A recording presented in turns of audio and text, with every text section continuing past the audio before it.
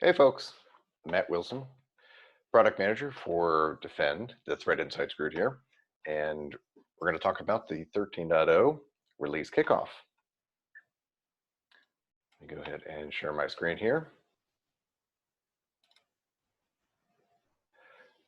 So we'll take a look at the planning board. So for 13.0, we don't have purposely a lot of things in with the direction label on them.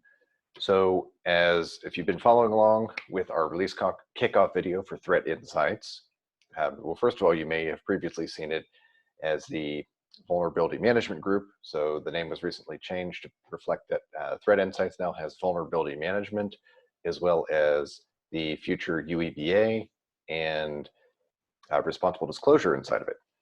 So just something to keep in mind.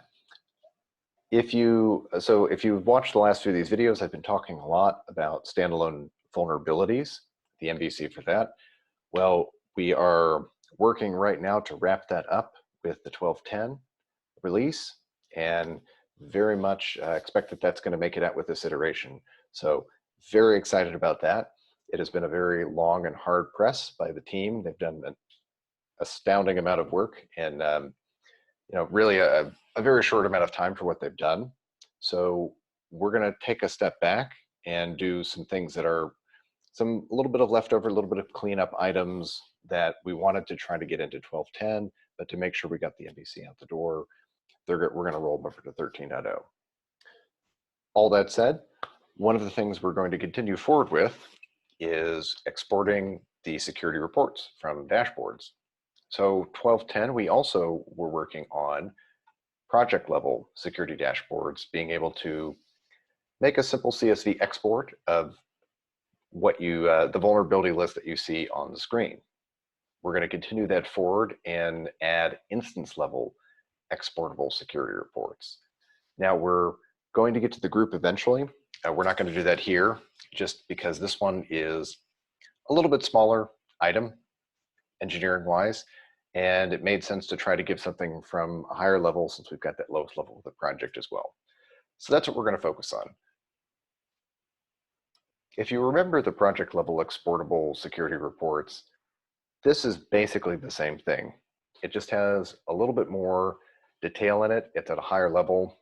So the instance level dashboard allows you to configure which projects you want to see on it. It can be in any of your groups. So format is mostly the same. It's going to be a simple CSV format containing vulnerability information. You'll see that it has things like, the scanner type, the vulnerability, the name, the details, a CVE, severity score.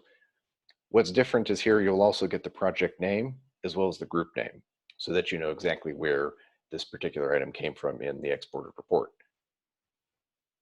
And then visually, we'll go down here to the designs. It's basically the same. So you'll see an example of the instance level dashboard. You'll now have right next to the edit dashboard where you can add and remove projects, you'll have this little export button. Clicking on it will go fetch a list of all the vulnerabilities that would normally appear on this dashboard and compile those into a CSV, which will start downloading directly in the browser. Pretty straightforward, but it's an exciting feature. And as I mentioned, we're going to extend this next to the group security dashboard as well. And this is the first in what we see as a lot more functionality coming to getting the vulnerabilities out of these dashboards and into formats where you can use them in whatever way you need, other parts of your organization or for any other sorts of various reporting or data analysis. So pretty short and sweet this time.